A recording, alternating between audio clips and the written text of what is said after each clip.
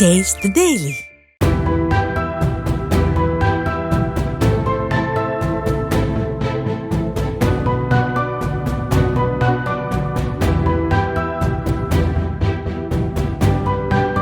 திருப்பதி மலையில் நேற்று மாலை முதல் சூறைக்காற்றுடன் கூடிய மழை பெய்து வருகிறது. இதன் காரணமாக பல்வேறு இடங்களில் மரக்கிளைகள் முறிந்து விழுந்துள்ளன. மரக்கிளைகள் முறிந்து விழுந்ததில் பக்தர்களின் 3 வாகனங்கள் சேதமடைந்ததாக கூறப்படும் நிலையில் அவற்றை அகற்றும் பணி துரிதமாக நடைபெற்று வருவதாக கோயில் நிர்வாகம் தெரிவித்துள்ளது.